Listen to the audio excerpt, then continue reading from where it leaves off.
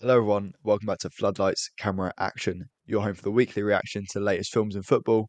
From Leonardo DiCaprio to Leonardo Bonucci, we'll cover the lot. I'm Jack, but a podcast is only as good as its co-host, so every week I'll be joined by my good friend Veronica to dissect all things film and football. Veronica, how are you? I'm good.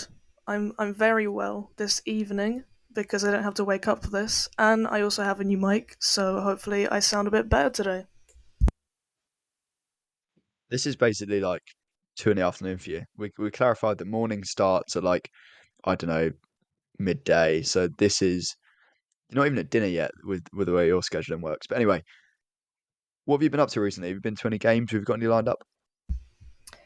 Okay, so I lied last week because I said I was going to Charlton Portsmouth, and it's actually this week. I completely mixed up the dates, so I'll be there this Saturday.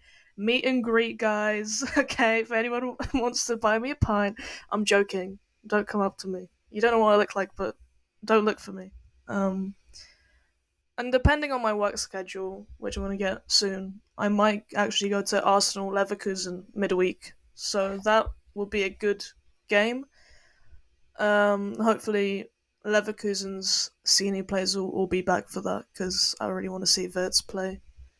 And I also watched Liverpool play Betis recently in the preseason friendly. Had to set an alarm for, I think, midnight for that. We won 1-0 from a Dominic Szoboszlai goal.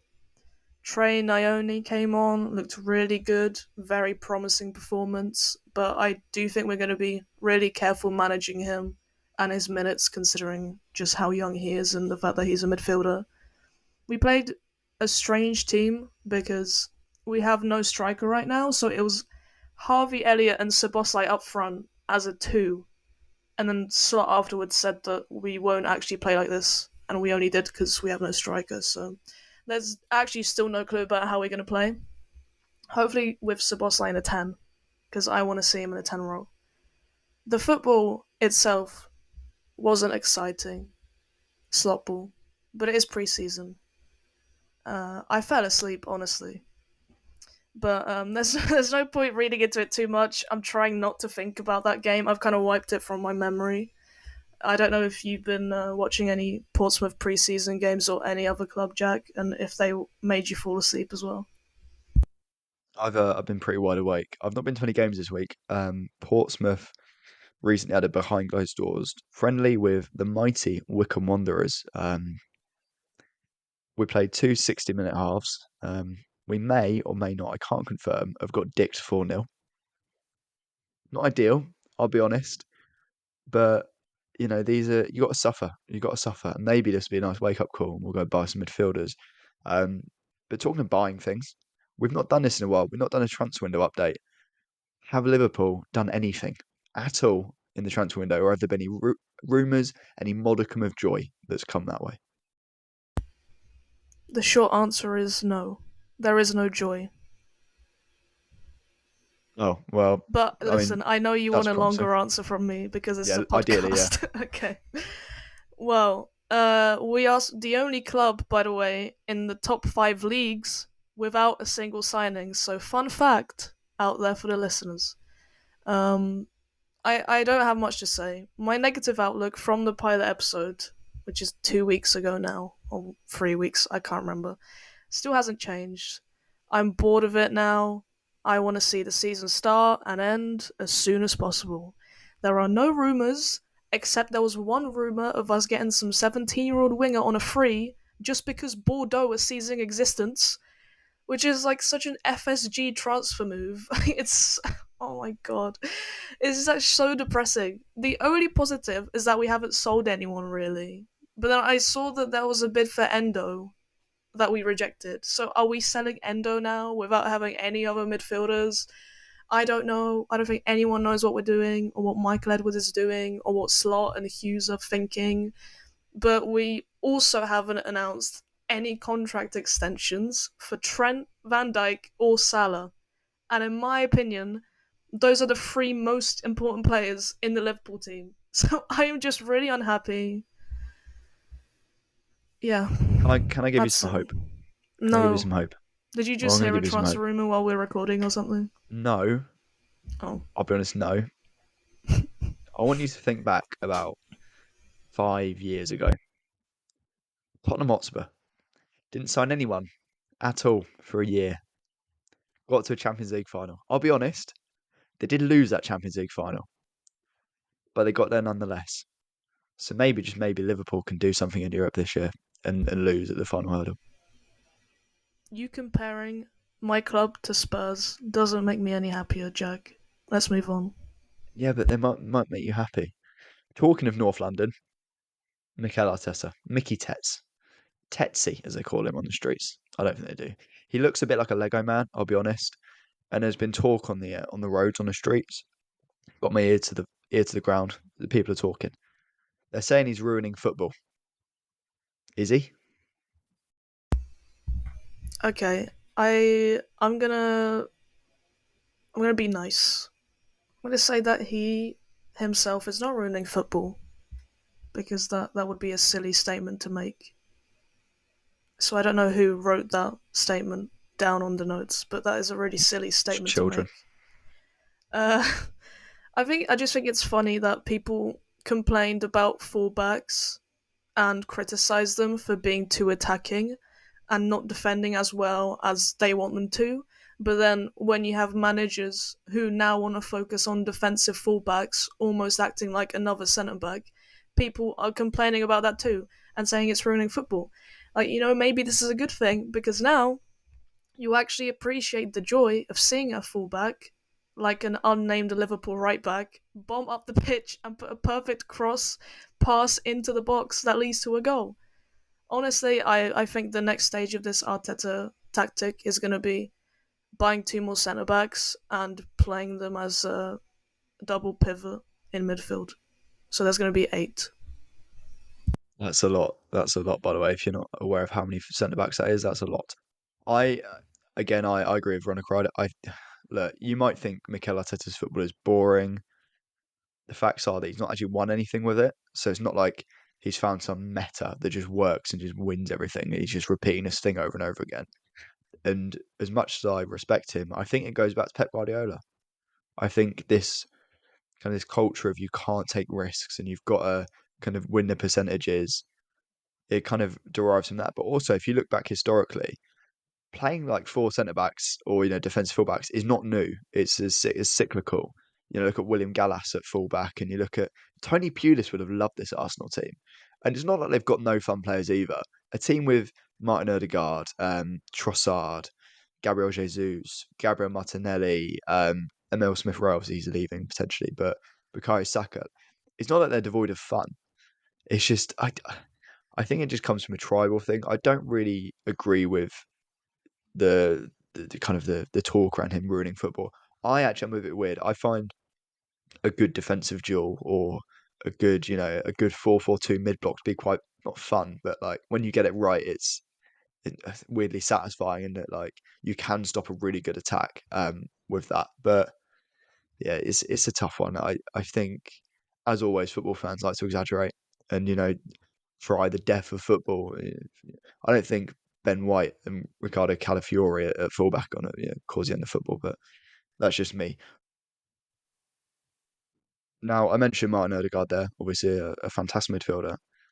Veronika, I believe you have a story about a midfielder. It's not Martin Odegaard. I should clarify. He is innocent in these proceedings. So my small story of the week is that Maxi Oyedele, who's a 19-year-old Polish midfielder, has been called up to the Man United senior squad for their US preseason tour, and I'm very proud of him. He's a promising talent. I've seen some clips, okay, because I don't watch United preseason games, but I've seen some clips, and he's looked pretty good. I actually saw him play in an under-21s game last year at Old Trafford, and I thought he looked good, even though they lost to Liverpool. He's always looked pretty good for Poland's youth teams as well.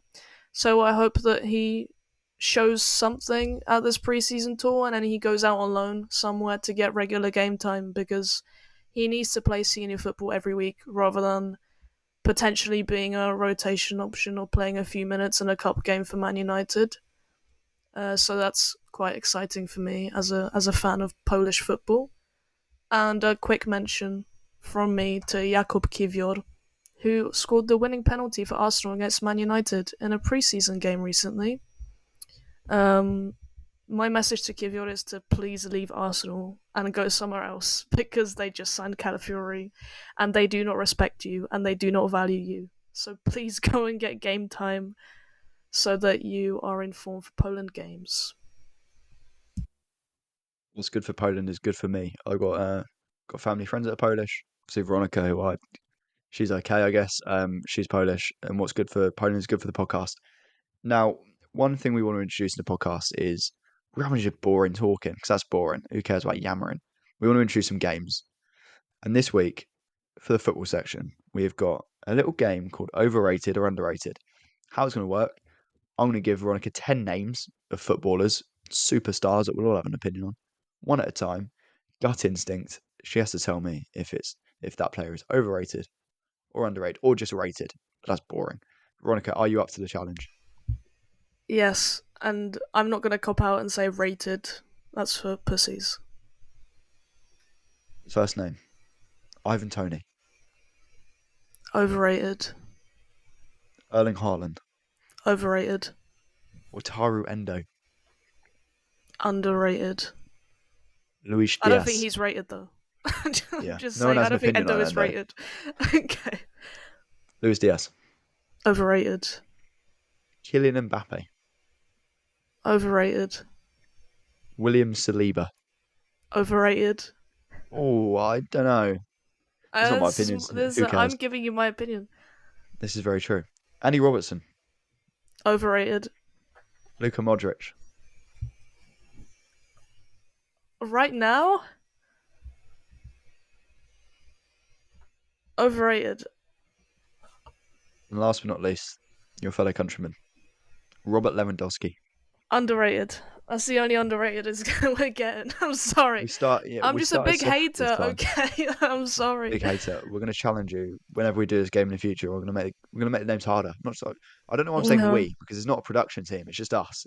I'm the one writing this game, so we being me is going to make it a little bit harder. I think Modric was hard. Yeah, I'll be honest. I thought I could catch you out with Lewandowski. I thought I could have been one where got you to call him overrated, but who knows? Make sure you drop us a follow on Spotify and leave a 5-star rating. It is massively, massively appreciated, and it makes us look good. And if people are going to scroll through the podcast, they might look at it and go, "That podcast has got loads of likes and loads of 5-star ratings. I'll give it a listen." But for now, earlier we were joined by our good friend of the show, Matt Baldwin, to chat all things film and football. It's a great listen. Enjoy. Matt, welcome to the show. How are you, mate? Yeah, I'm very well. How is everyone? I'm golden. Veronica, how are you? Yeah, I'm great. Can't wait to have a little talk.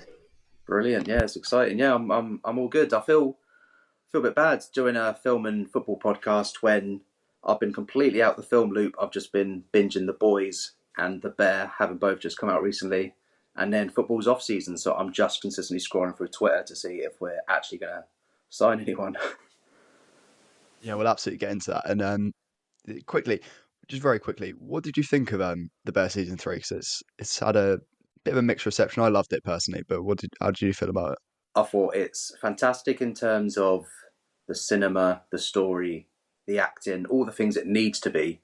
I think because season 2 was just so amazingly chaotic, it didn't have that. Season 3 didn't have that same kind of energy, but I think that's intentional when I was reading some of the blogs around how it went. So at no point was I disappointed, but it definitely didn't give me that adrenaline rush that the Christmas episode did. Christ, what a ride that was. Yeah, that was incredible, but that kind of mirrors with my thoughts on it as well. But as for football, obviously football's off, which means a lot of arguments between fan bases when nothing's happening. I always say that, especially as a Pompey fan, I'm sure you'll feel this. Like the worst time for Pompey fans is when nothing's happening because there's always something to complain about. But first of all, I mean, I kind of spoiled it there, but who do you support? And more importantly, what was your first heartbreaking or angry memory with football? So I am a Portsmouth fan, as is on my Twitter. So if we're talking heartbreaking, I instantly think when the Cowleys left. I think the reason why that was so sad is because they were such lovely guys and they understood what we love as a fan base. It just didn't work when they went. I understood it, but it doesn't make it any less heartbreaking.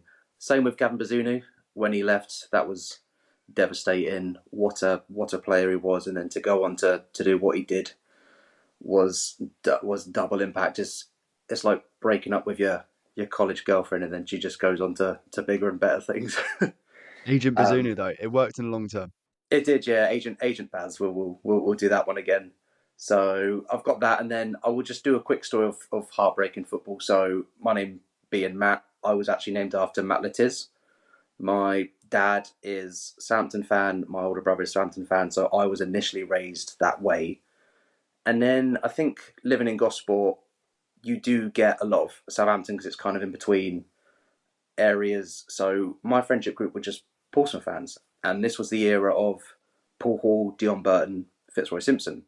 So Simpson being the key in 1998, where Simpsons is all I watched, and that's what I wanted to be attached to, I then decided to jump ship, be a Portsmouth fan. And then, again, I don't know if you're too young to remember this, but down Gosport High Street used to be a football market shop, which did the footballs, the scarves, the frames. And Dad just catches me scrolling through all the Pompey stuff. He's like, what are you doing, son? And then I just tell him I'm a Portsmouth fan, and he looked at me like I'd murdered 2,000 people, sad, angry, confused. And then from there, I was just Portsmouth fan, and then I think I had a couple of years of bragging rights in the house, but no heartbreak I've suffered as a Portsmouth fan will ever match me telling my dad that I'm going with Portsmouth. All right, well, staying on Portsmouth, what are your hopes and aspirations for them this season and in the transfer window, of course? Transfer window, if I know all the talk is about Robbo or Kamara, if one of them come back, that's an absolute dream to me. What players they can go on to be in that division for us. But realistically, let's just be in the Championship. I think we just need stability. I think that is a realistic target. I would snap someone's hand off for 18th, 19th, but I'm quietly confident. I still don't think top half. I still think the top half of the bottom half, you're 13th, 14th kind of. I think we just need to stay in that division. I know a lot of Portsmouth fans are screaming to be at the top of the league, to be in the playoffs, but let's just stay in this division. Let's cement ourselves. Let's be the kind of club that has a good cup run every so often, that pushes to the playoffs every so often, that might have a couple of good youngsters that can go on and do bigger and better things, whether with us or someone else. Let's be that kind of club. I think that's my realistic aim and dream. Now, you've said who you want to buy, who you're interested in, but if you had to sell one player from your regular starting 11, who would it be? And Jack will decide if your answer's a cop-out or not.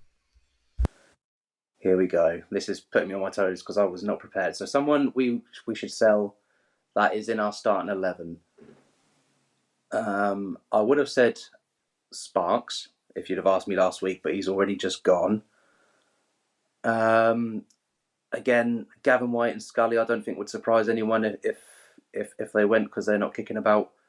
I really like our 11. If you want me to give you an actual player from our starting 11 to go,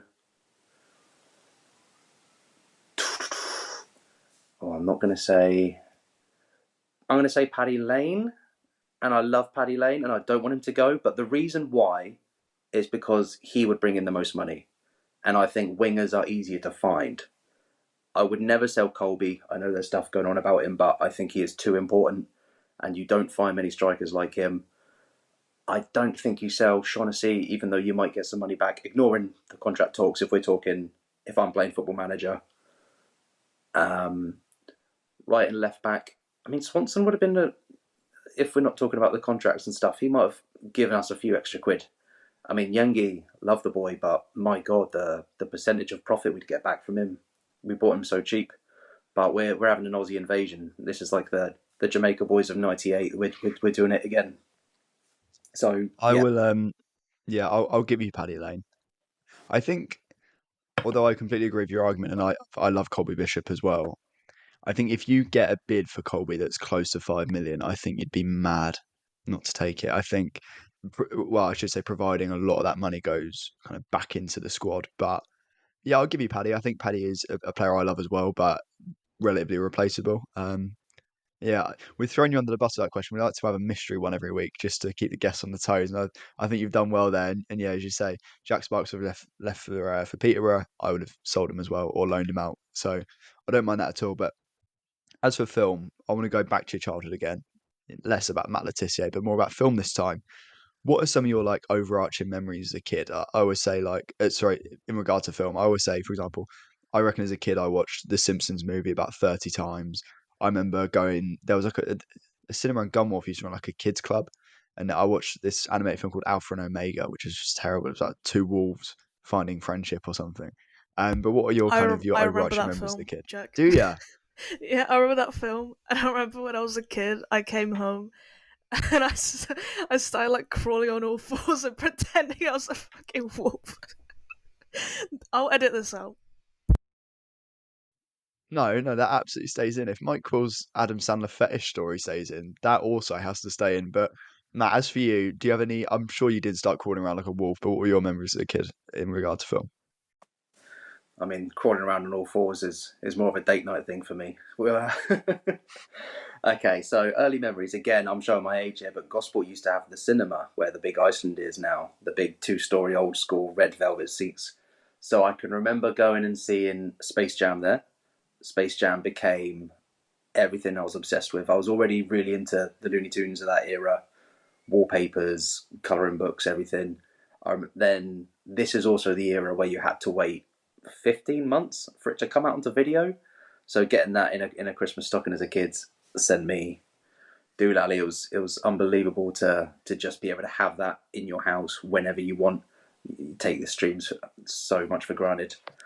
My other film memories, I remember going around my cousin's house and watching Spy Kids. It was one of the Spy Kids movies, and one of the characters walk in, and I remember saying, "That's Rocky Balboa. What's he doing here?"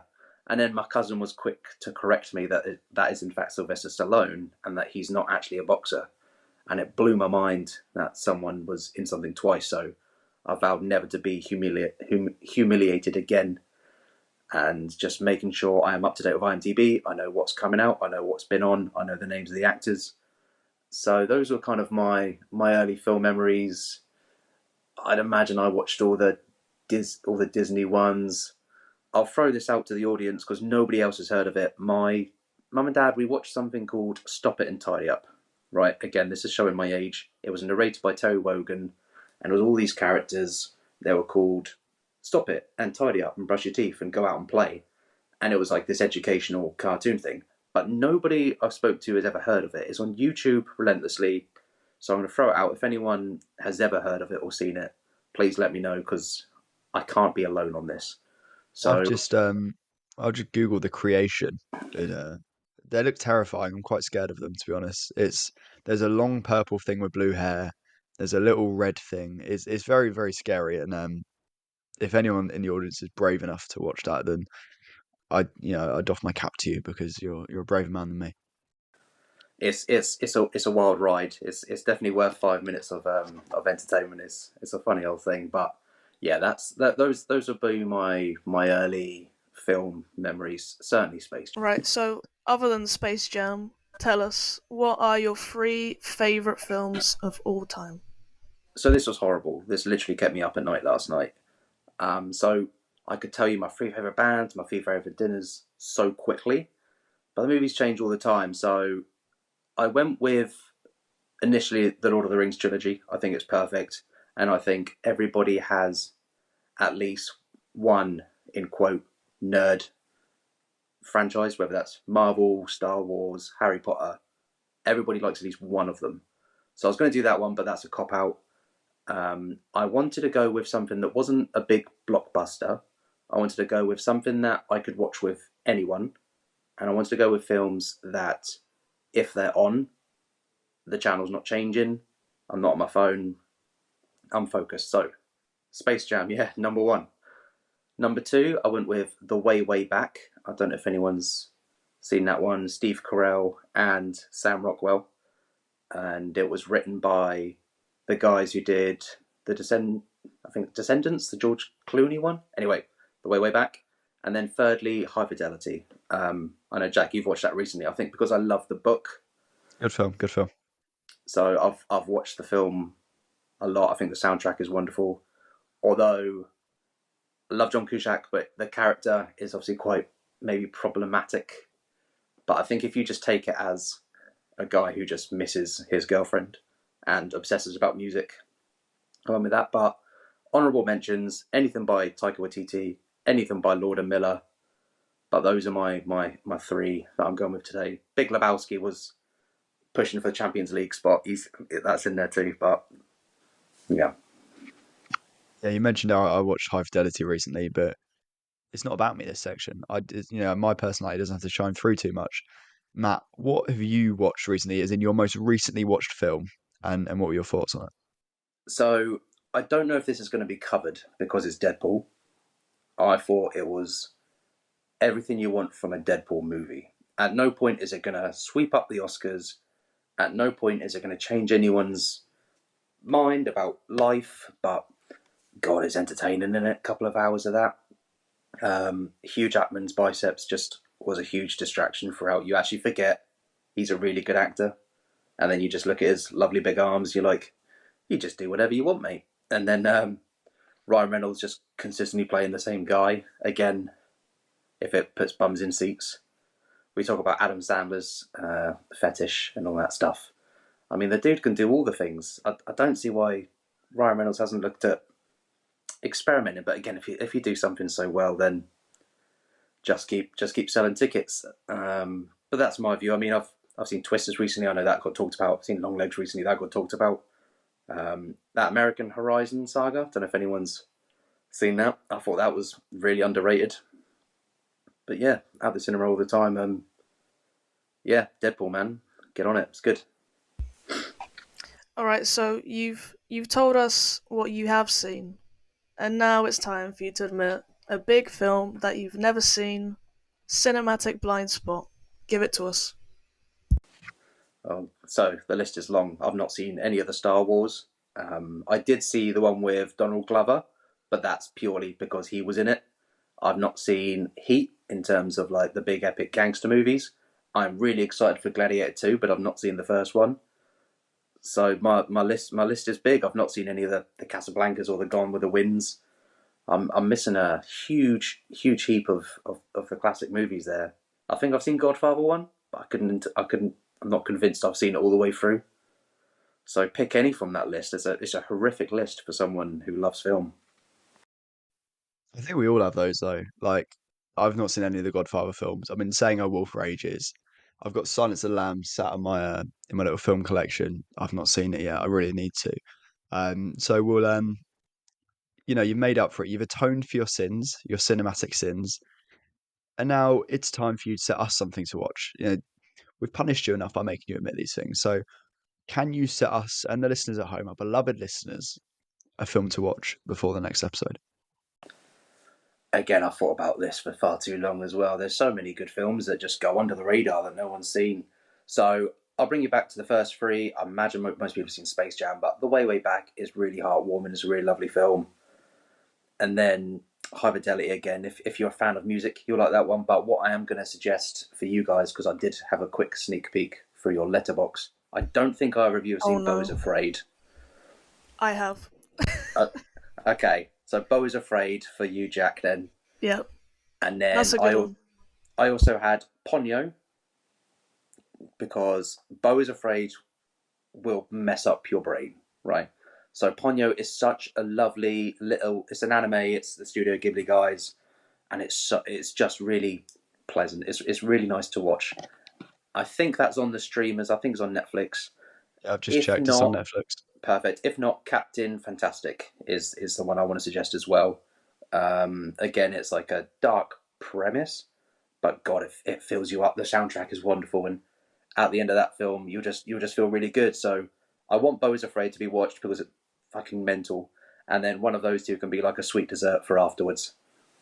Great. So I have to watch Beau's Afraid, and I'll be messed up and start crying. And Veronica gets to watch Ponyo, which is seemingly, as I googled it, just a Yep. delightful experience. Thanks, Oh, Matt. how glorious! Brilliant. All right.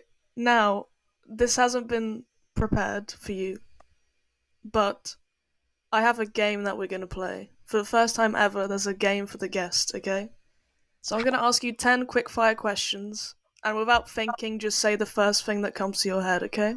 All right, so this is it's not like a quiz; it's just a game. No. Yeah. Great. Just All say right. whatever you want. Bring me All in, right. Johnny. I'm ready. Let's Ready? go. Yep. What did you have for breakfast today? Honey nut shreddies. Do you have a cat? No. Who is the best English footballer of all time? Beckham. Name a player you would steal from your rival team. Oh, scummers. I'll have Bazunu back. If someone played you in a film about your life, which actor would you want it to be? Ah, that's embarrassing. I thought about this one. Give me Paul Rudd, but before fame, Paul Rudd. Clueless Paul Rudd. Okay. Have you read the Bible? No, Did you listen to the last episode of this podcast? I did. Okay, good. If you're a footballer, would you move to Saudi Arabia? At the end of my career, What's your favourite book? High Fidelity. Do you have a poster in your room? No, the wife wouldn't let me. Oh, okay. That's it. That's all my questions. Thank that you. was fun. Thank you for That was playing wild. along. No problem at all. That actually went way better than I thought it would. That was really fun. Just to kind of, I didn't have to do anything. I could just sit back and enjoy. Talking of enjoying though, Matt, absolute delight, mate. Thank you so much for coming on the show. Feel free to plug your Twitter, plug whatever you want, and yeah, you're always welcome back. 'Cause you're fantastic. Oh, thanks, John. It's a pleasure. We've been talking for a while, and every time I see you do a film come up, I'm like, I've seen that one, or it's one I'm half interested in. So, yeah, pleasure to be here. Matt Baldwin 23 is Letterboxd and Twitter. The picture of me is 15 years ago, so that's not who I look like. If you do see me at any away Pompey games, think of that guy, but a bit older and bags under his eyes and usually a bigger beard. But yeah, no, it's been an absolute pleasure. Thanks so much for having me. I look forward to hearing the full episode. You heard the man. Go All drop right. him a follow. It's well worth it. No worries. All right, be good to each other. Peace. Massive thank you to Matt for coming on the show. That was a very enjoyable chat. Matt obviously set up some film homework. I've got to watch Beau's Afraid, which I'm not very happy with, but I don't make the rules, despite it being my podcast. But linking back to last week's episode, when we had good friend Mike Quill on the show, he set us cult classic, not even cult classic, just classic sci-fi horror, Alien, to watch. Veronica, I know you loved Alien. How did you feel about it? Well, I know that Mike is a friend of the podcast. He's a great guy. We all love him. But I watched Alien today, and I rated it 2 stars. I do feel a little bit better now, I'll be honest, because you gave Licorice Pizza a 2.5. So I'm automatically not the worst. Yeah. So okay, I know there will be a hate mob after me now because there already has been somehow. People have already seen my Letterboxd rating and have hated on me. Okay, I get it. Okay, it's a classic film. Some people's favorite film. Mike's favorite film. I hope he doesn't see it. The positives are that the cat was there. The cat was very cute. Okay, it was an orange cat. Its name was Jonesy or something. It was cute. Okay. The actors did their best with what was going on. You know. Yeah. That there was that one woman who was pretty good. And I see how it influenced science fiction films in the future and horror films. I understand. I understand that this is a really important film for this genre. The problem is, I just don't like most science fiction films in general. I'm a fan of horror films, but I'm just not a sci-fi fan. I haven't watched anything sci-fi really that is classic or whatever. I haven't seen Star Wars. I haven't seen any Lord of the Rings. I haven't seen any Star Trek. I haven't seen any of that. Okay, because I just find it boring. I just find it boring, and I'm sorry. It's hard for me to get invested in films like this. Second of all, the horror part, like, it's really old. It's just not scary anymore. The effects aren't great. And the fact that the key part of this film is being scared, and I haven't had that, means that that's just a massive kind of, part that's just missing. Like, I just don't have that watching this film. I don't feel the same thing that other people felt watching it. And like this isn't just because of Alien. I watched quite a few classic horror films last year during October, and I had the same problem of not understanding how people love them so much. And it has to be either nostalgia or I don't know what else it could be. I just don't get it. It's just not for me. Okay, it's just not for me. What about you, Jack? I know you loved it too. I mean, comparatively to you, I did love it. Clearly, I liked it way more than Veronica, but nowhere near as much as everyone else. I'm kind of in the middle. I gave it a 3.5. I really enjoyed it. I think I think the biggest issue for it is that what it wanted to do, which is that kind of that constant dread, the scariness, I just didn't feel it. I'm not a huge horror fan. I don't like jump scares or anything like that. It's not for me. But I went through the film going, I want to feel something, and I want to feel afraid or nervous or anxious or whatever. But I just didn't feel it. What I did really like about it was I like the production design. I thought it worked for me quite a lot. I thought the design of the face huggers and the I believe it's a xenomorph. I loved it. I thought it looked so cool. Apart from when it looked like it was a blown up balloon and it was like floating. It kind of looked like a parade balloon, which was a bit weird. Um, and then comparatively, kind of going back to those old films, me and Veronica chatted about it. I think we chatted about it kind of in our own time, but those classic films that people kind of got scared by or like intrigued by or gripped by as a child. For example, I'd compare this one to Jaws. Again, I gave Jaws a 3.5, funnily enough, out of 5, I should clarify. But it was the same issues. I just didn't feel the fear or the dread or like the interest. It didn't grab me enough. Um, but I really like the cast. The production design was really cool. I love the design of the aliens. At the end, slight spoilers, I kind of just felt bad for the alien. Um, I think it just wanted a friend and a pet. Justice for Jonesy. I mean, we all love Jonesy. That cat was put through the ringer. It started hissing at the xenomorph at one point. So yeah, I didn't like it as much as last week's film homework, or the other week's rather, which was Portrait of a Lady on Fire. That's still on top. If you go to my Letterboxd account, I have done a little list commemorated to the film homework I receive each week. So another good addition, but I've not been like utterly blown away by any of the film homework yet. But also, in terms of what we've been watching recently, Veronica, have you seen much? Not in the cinema, I should add. You know me. I'm a massive cinema goer. So I've only watched one film that wasn't at the cinema in the past week, and that was Furiosa, the the new addition to the Mad Max saga, part of the Mad Max universe. Because Fury Road is one of my favorite action films ever. So I knew that it was going to be really hard to beat, but I've eventually given in and I watched it. I think I gave it 4 stars or 3.5. And Mad Max Fury Road, by the way, is a 5-star film for me. I think it's amazing. And I'm not a massive action film fan, so it must be really good.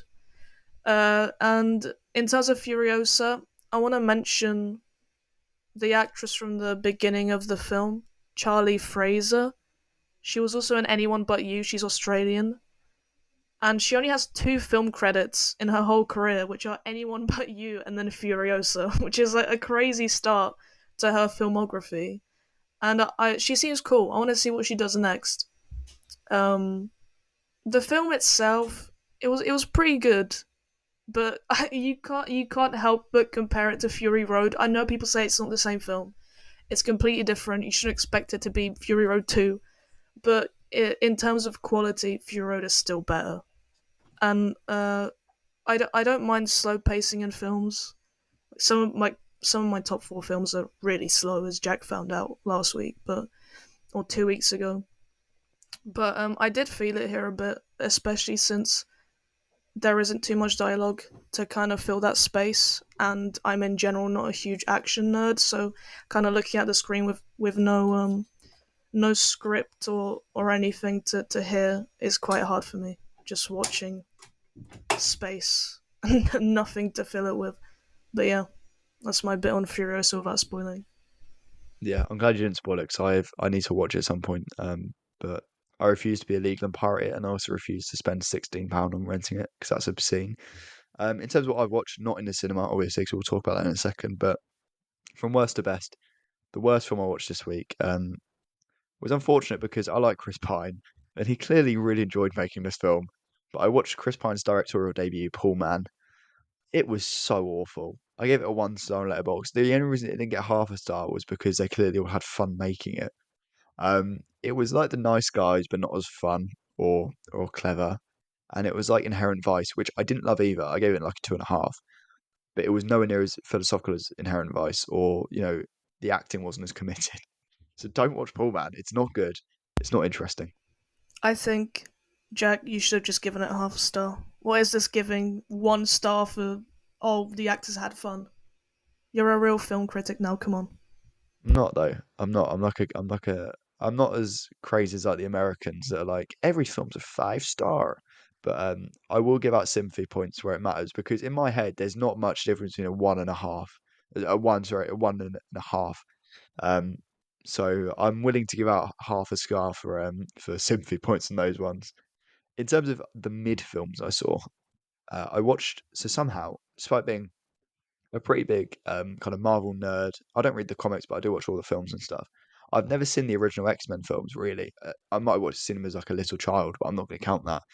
So I've started my journey post Deadpool and Wolverine of watching the original X-Men films and the original Wolverine films and stuff like that.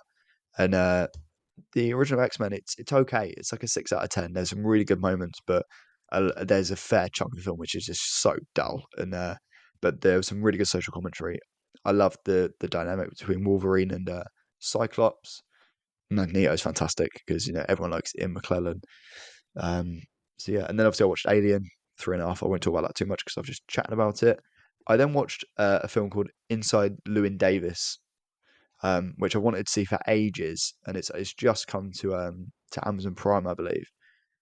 I really really liked it. It's got Oscar Isaac, Justin Timberlake a little bit, Adam Driver a little bit. I had a lot of not fun because it wasn't a fun film, but I love musical kind of dramas. It's my kind of thing. Really well acted. It's really grey, like the color grade, which is weird. And normally I'd hate that, but for some reason it worked because it like represents his feelings. He's like a sad boy musician. Um, and then the last film I watched that wasn't in the cinema, it's a 5 star. It's a sort of rare 5 star for me. I watched Singing in the Rain. I didn't expect to love this as much as I did. I thought it'd be cutesy and fun. Oh my word, what a fucking perfect film. Just exceptional. Okay, there was some behind the scenes trouble. Gene Kelly like verbally abused Debbie Reynolds and all that. Whatever. The Good Morning dance is fucking great. It's so much fun. That ending is an all timer. So that is well worth a watch. But away from the TV, into the cinema. Veronica, what have you seen in the cinema recently? Okay, so I finally watched Twisters. I know Jack loves Twisters. Oh I yeah. I gave it 3.5 stars. I liked the cast a lot on paper. You know, Daisy Edgar Jones, Brandon Perea, Katie O'Brien, David Corenswet, and of course the star of the film, Glenn Powell. He is so cute, okay? I love him. Um, Now onto the negatives. I hated the music so much. Like, I had such a problem with the Sorry, I'm music. butting in here. What you don't love Ain't No Love in Oklahoma by Luke Combs. I've had that on repeat since I left the theatre. Shush. This is my part, okay? And especially the part when that song comes on, it's my least favorite part of the film. Okay, she goes home to Oklahoma, and you start playing a song singing "Can't Take the Home Out of Oklahoma."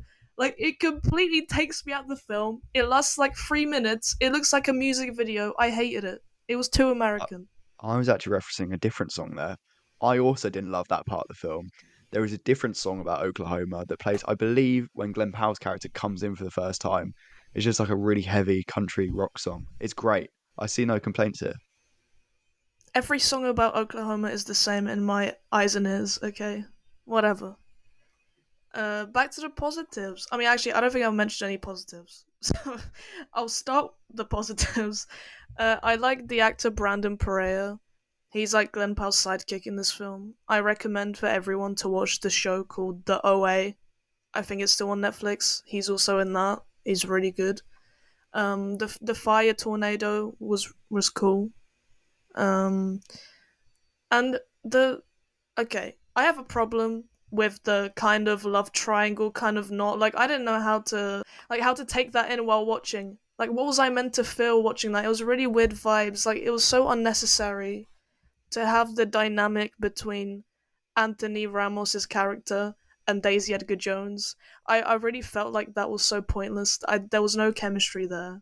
I thought they should have just kept him as her friend. I don't know why there was just weird references to like him being in love with her. Okay, whatever. But staying on romance, there wasn't enough chemistry, in my opinion, between Daisy Edgar Jones and Glenn Powell. Okay, it was a little bit stiff. It did really seem like acting rather than, people who actually cared about each other in a romantic way. And I think that's really hard not to have that chemistry with Glenn Powell. So, like, where did this go wrong? I don't even know who to blame here. Like, it's definitely not him. Okay, he can do no wrong, but someone is to blame, and I'm gonna find out who, Jack. I'll be honest. I love Twisters.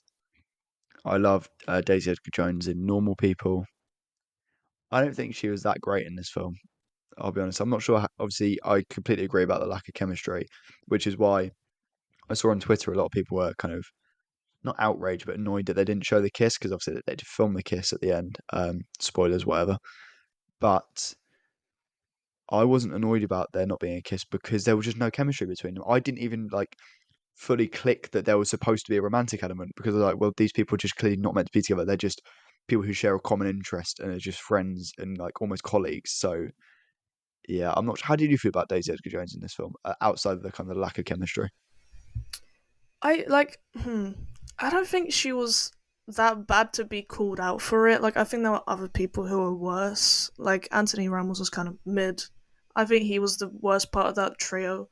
But I haven't seen her in much else, so I don't know. Like, I don't think that's the main complaint. I think that the two of the leads together not having much chemistry is the main thing. That's the problem, not really them individually, I'd say. Yeah, and before we go spoil the whole movie, let's move on. I've only had one cinema trip this week. I won't get Veronica to talk about it because I think she might combust. I'll keep it very brief. I saw Deadpool and Wolverine, which I've waited to see for years in the cinema, and I think it was Thursday night. It was a packed out crowd. I'll set the scene. 8 p.m. showing. I rock up. I show the guy my ticket. He looks at my phone, says you're in screen 14, seat F10, I think it was. I walk away and he goes, sorry, the aircon's not working. That's an issue, I'll be honest. I was in cargo's, a hoodie and a top. I think, all right, I'll take the hoodie off. I sit down in a theatre full of nerds and 30-year-olds, which I like. I'm a fan of that. It was about 35 degrees. Another fetish on the podcast. Another 30, yeah, it's Adam Sandler and nerds. So I sit down. I reckon it was about 35 degrees in that cinema screen. No exaggeration. I had a hat lucky, so I was just fanning my face the entire time. At one point in the film, they wheeled in a fan in the corner of the room, which did nothing apart from during the entire film. All you heard was like a low, very annoying. Apart from that, though, I give it a 4.5. Not because it was a 4.5 film, but because it was a 4.5 experience. I found it so funny. It was a complete nerd fantasy for me. I loved my time with it. I'd see it again. Hugh Jackman is superb. My second cinema trip, by the way, is I went to go watch About Dry Grasses. and I gave it a 4 out of 5. It's a well, it was screened at Cannes Festival last year, but it just came out in the UK. And on the way to the cinema, actually, I was on the bus and I saw such a cute dog in a buggy. Opinions on this, Jack? Um, I think dogs have gone soft recently. I think they should be made to walk. I don't think we should be carrying around dogs. Um, but if the dog is cute enough, I will allow it. Okay. Thank you for your expert opinion on dogs in buggies, Jack. Now, the film about dry grasses, of course. It was a really long film. Okay, I prepared. Like, I went to Tesco before I got myself a drink, sparkling water. Okay. Yes, I started drinking sparkling water just because Andrew Tate talked about it once. And even though I hate him, it hit something in my brain where now I'm like, oh my god, I kind of want some sparkling water. Okay, so I blame That's him how it for starts, this. by the way. That's how it starts. They get you with the Shut up. sparkling water, and then it's the sexism. Okay, listen, it's because it was just everywhere, and I don't know. Okay, I don't know, but that is the reason I now drink sparkling water sometimes. Whatever. Let's move on. I got some M&Ms, and then at the cinema I got salted popcorn because I like salted and sweet combo. Anyway, the film was about 3.5 hours, half an hour of ads, so I sat there for 4 hours watching this film basically. But listen, I had my snacks, I had my drinks. I had basically the whole screening empty because no one was there on a Saturday midday to watch a 4 hour screening of a film. But whatever. I didn't actually feel the runtime. You know, I said that I felt the runtime in Alien and Furiosa, which are nowhere near this long. I didn't feel the runtime. I don't know if it's because I saw it in the cinema. It might be because it's a completely different experience. I feel like when I rate films that I saw at the cinema, there is always a little bit more of a positive outlook and review because I had a whole day to go out there and I was focused on the film the whole time. But anyway, I like longer films when they fill that emptiness or the length of the film with a great script and conversation, and that's exactly what this film does. I understand why some of it might not resonate with me more specifically than others, and why it might be more important to other people, especially Turkish people or people who live in Turkey, because it was directed by Nuri Bilge Ceylan, Turkish director. Yeah, Jack? What is this film about? Don't say dry grasses. I've never heard of this film. I'm not trying to dig you out. I have. What Oh. is it about? I have no idea what it's about. It's just long and about Turkish people, which sounds thrilling. Yeah, well, basically, yeah, but it's about this teacher in a school in a village, and he's just like a really big asshole. He's not a good main character. He's like just such a dickhead the whole film, and I don't want to spoil it because people will watch it, and I want people to watch it. But he is a bit weird. There's one scene where they okay, no, I don't want to spoil it, but there's a bit where they break the fourth wall in such an interesting way, and it only happens once, and it's really funny. But like he completely leaves the film. I'm not gonna explain more about how that happens on screen, but I'm just telling you a little interesting bit, okay? But anyway, I don't know. Okay, it's hard to explain what a film like this is about because it's just really long and it's full of dialogue, and it's full of social commentary and politics and also just people who are dickheads and who look like dickheads. Okay, there's other people who explain this way better than me. Okay, Do you but want me to give anyway, the description so you don't spoil anything? yeah, go for it. So it says here on Google, this is all publicly accessible information. Facing allegations of sexual misconduct, this guy sounds like a dickhead. A disillusioned teacher in a remote village meets a colleague who may help make sense of the challenges at hand. My advice to this teacher: don't sexually harass people. Good start. I don't think you need much more advice than that. I don't know why people are helping this teacher. It's a bad idea. But if that's for you, that kind of film's for you. It's got great No, dialogue seemingly. listen, Go watch it. they don't help the teacher. Listen, they don't. No one helps the teacher. Actually, no. Well, okay, people help the teacher, but they're not the people in the description. Okay, whatever. Stop talking about this film. Let me talk about it. Whatever. Okay. The performances were great. it's not a surprise to me that the actress Merve Dizdar won the award at Cannes Film Festival for Best Actress for this film. There is this one scene where her character is having this really heated discussion with the main character, the teacher, and it's probably my favorite part of the film. And it shows that you don't need anything flashy and spectacular on screen to be able to keep an audience's attention. You need great writing and brilliant actors, and that is what this film has. I also learned that Turkish people really love tea. Maybe the most out of everyone. Like, even more than British people. Like, someone has to calculate how many minutes of screen time tea drinking got in this film, because it was at least like 45 minutes. Every time a character entered a room, someone said, "Do you want some tea?" And then they drank it on screen. I swear to God. Well, I think the only way to do that is to make Veronica go back and watch the film with the adverts and have a stopwatch and count all the tea. But before we spoil anything else, I mean, I've already spoiled the end of Twisters, which isn't ideal. Um, Veronica, you'll be glad to know I've not ventured back into CX this week, which means there's no physical media update for me. But I've heard along the grapevine that you may have something for us. Yes. Yeah, I do. My physical media update is crazy. Okay, it's spectacular. Okay, so I went to HMV after getting my eye test, and I had such a great time. I loved it. I spent way too long looking at every single film they had, even the non-Blu-ray DVDs, just to have a look at what they had. Do you do the thing of when you're looking? I don't know how your HMV is laid out, but do you do the thing where you have to like crane your neck and look along the aisle to see all the films, or do you just look at it like a normal person? Okay, I don't do any of that. I actually crouch down because my legs are really strong, so I can just crouch down and look at all the films that are below. And I can just do that for like 10 minutes straight, and my legs won't even hurt. That's a flex. Anyway, less about that. What did you buy? What did you get? Okay, I first of all, the first one isn't a film, but I'm gonna mention it anyway. I got the HMV exclusive version of Charlie XCX's album Brat, which I'm showing Jack right now. Yeah, and I also found a Blu-ray of the Yorgos Lanthimos film Dogtooth. Yay! I don't know if you can see it. Anyway, it's an This is incredible film. spectacular, by the way. Listeners can't see this, but I'm overawed by the 480p video quality of Dogtooth on Blu-ray.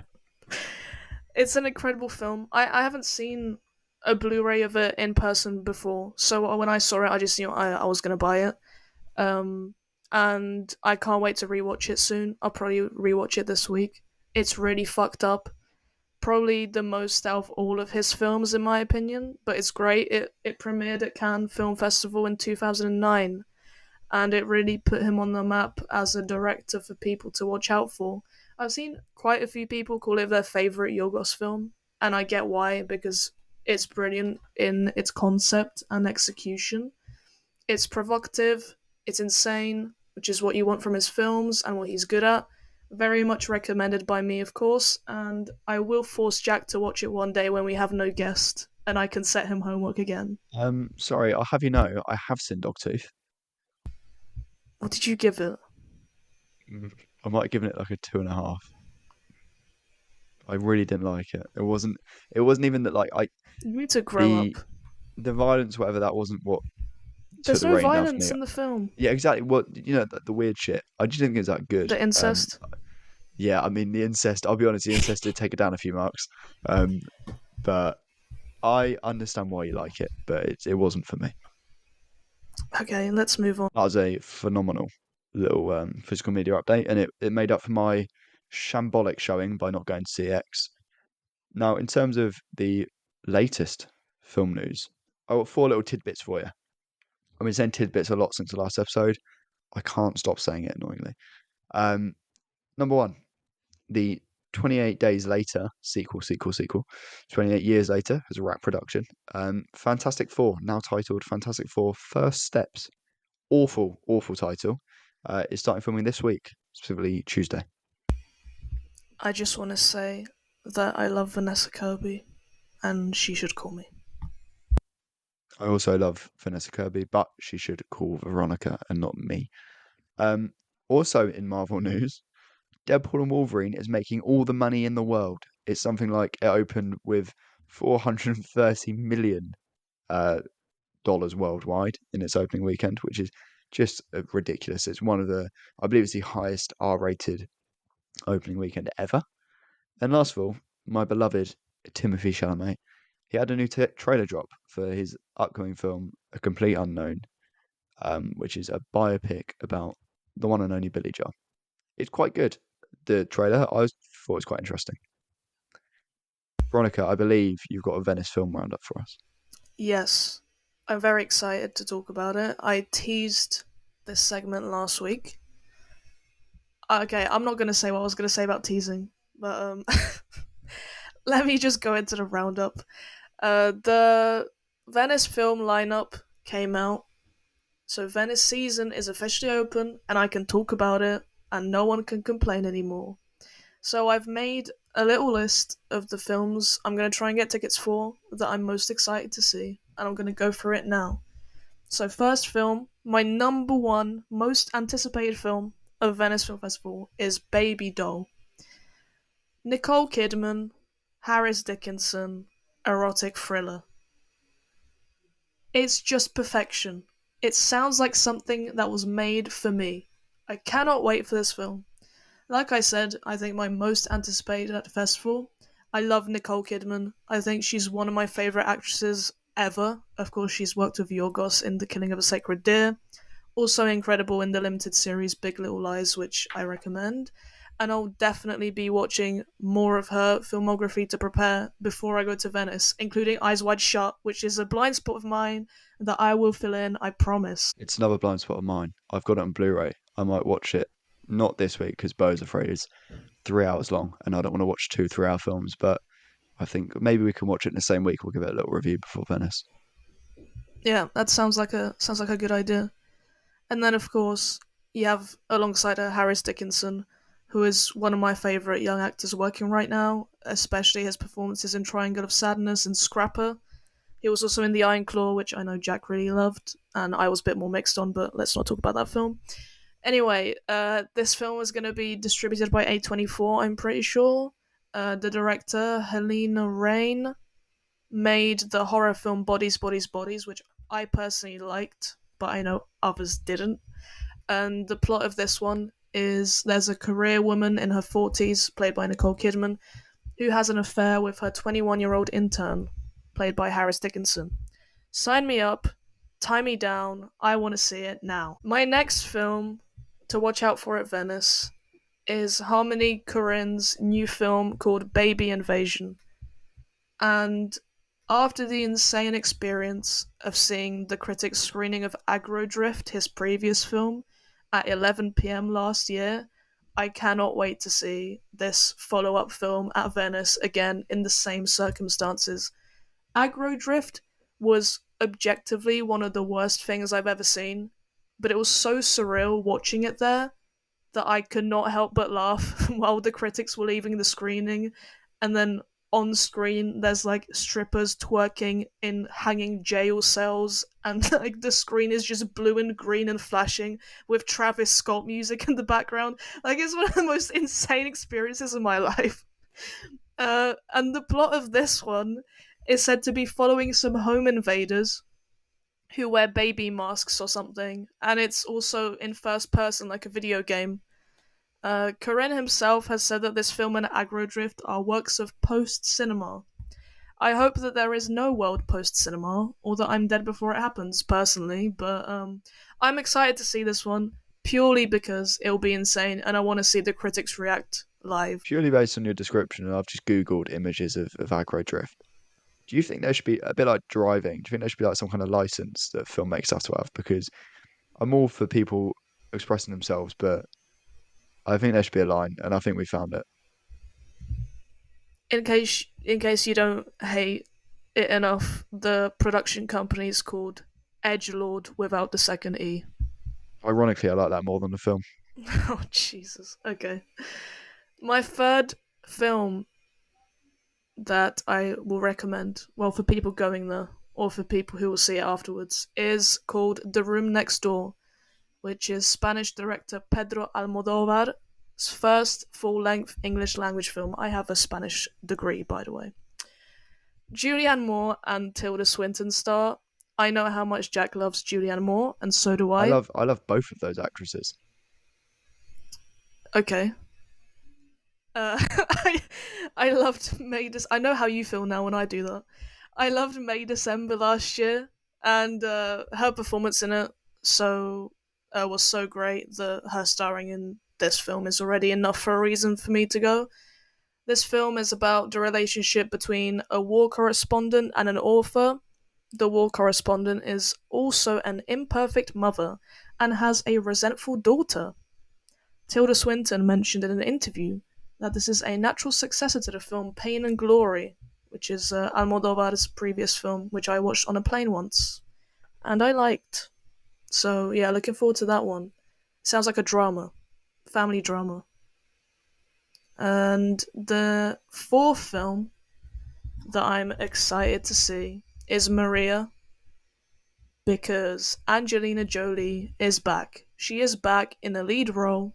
It's a biopic, which I usually hate, but I will forgive this because of Angelina Jolie.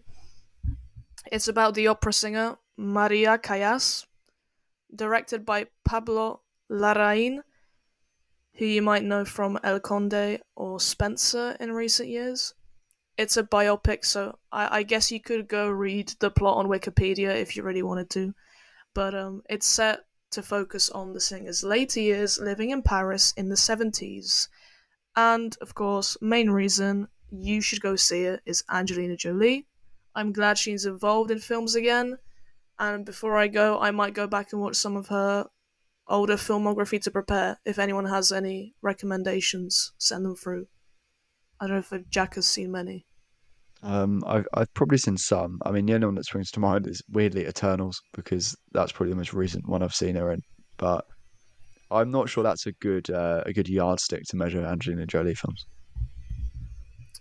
And then the final film that I'm going to try and watch is The Brutalist, directed and written by Vox Lux director Brady Corbett, and stars Adrian Brody in the leading role as Hungarian-born Jewish architect Laszlo Toff and Felicity Jones, who plays his wife. The film chronicles 30 years in the life of Laszlo Toff, who survived the Holocaust and, after the end of World War II, emigrated to the United States with his wife Erzsébet. I pronounced that so wrong. To experience the American dream. He initially endures poverty, but he soon lands a contract with a mysterious and wealthy client that will change the course of his life.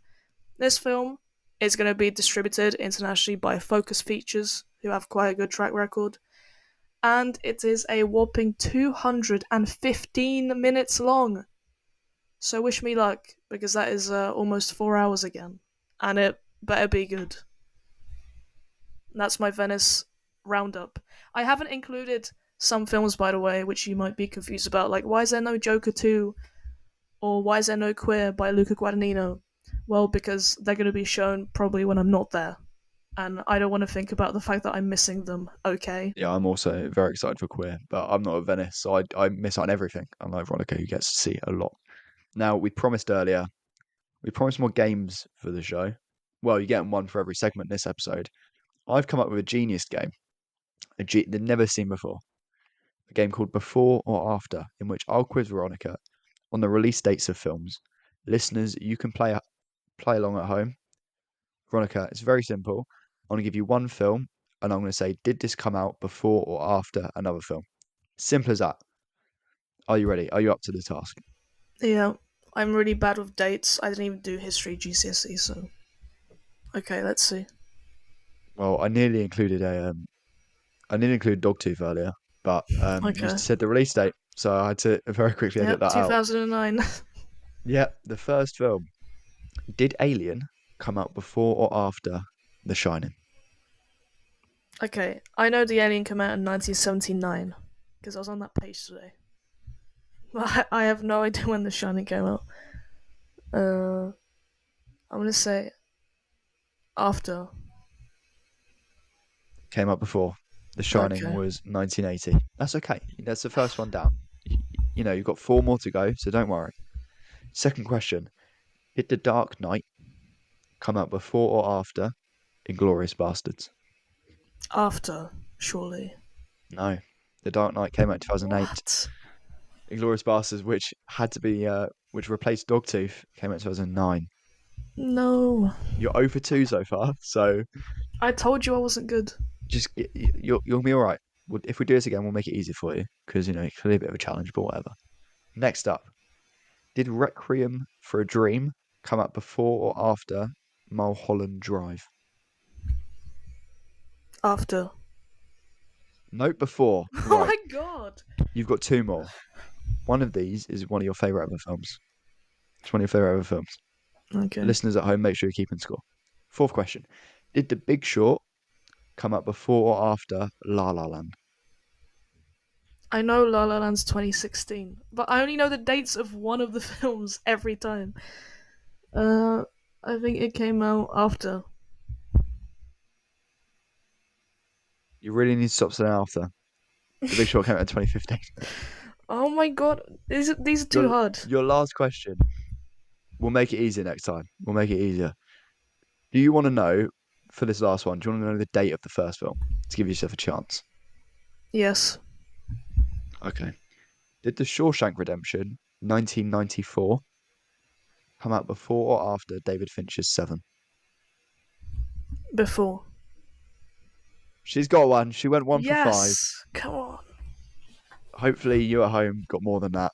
I think you probably did. If we do this again, we'll make it easier. We'll make it a bit more obvious. Veronica, last but not least, the Olympics is on. What have you been watching?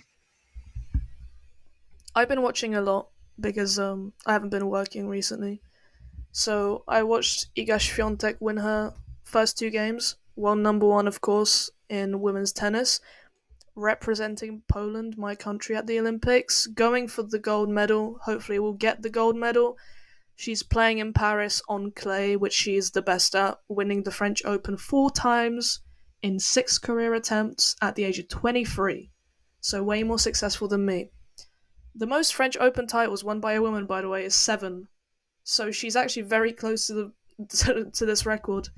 Might get it in a few years' time.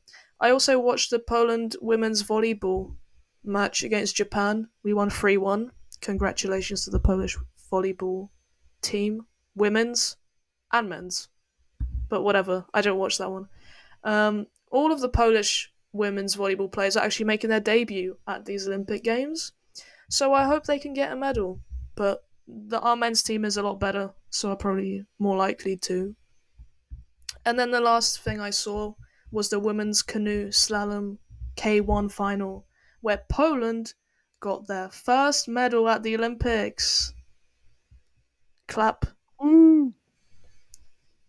I can't hit the clap because of your noise gate.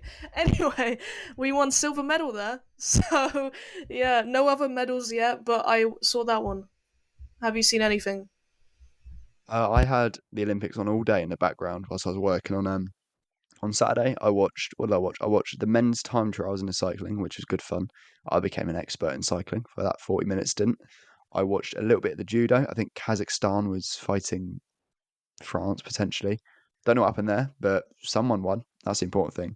And then the last thing I watched on the Saturday was Brazil versus France in the basketball. I've never watched basketball properly before. Great sport. Fantastique, as the French would say. I did French GCSE. So before I do any more dodgy accents, let's round up. Let's end the episode here. That takes us up to the end of episode 3. I've had a delightful time. Probably my favourite recording yet. If you miss us, if you're longing for another episode, make sure you go back and listen to the pilot or our episode last week with Mike Quill, which is my favourite of the 2 so far. But before then, make sure you drop us a follow on YouTube, Twitter, and Spotify. On YouTube and Twitter, it's just at Floodlights Pod, and you're probably listening on Spotify anyway. So hit that notification bell, hit follow, and hit auto download. Veronika, an absolute pleasure as always. Thank you. Yeah, it's been a great episode. Please, everyone, follow the podcast socials at FloodlightsPod on Twitter/X and YouTube, as Jack said. If there is anyone listening who would like to send us, me, anything, film football related, sponsor us, be a guest, like Matt today, or even have a question, feel free to send us an email, floodlightpod@gmail.com, or a DM on Twitter, and one of us will answer. You heard her. We'll be back next week, hopefully with another guest, as we had a delightful time chatting with Matt today. Make sure you follow him on Letterboxd and Twitter. I believe it's at Matt Baldwin 23. Until then, keep watching, keep consuming, and adios.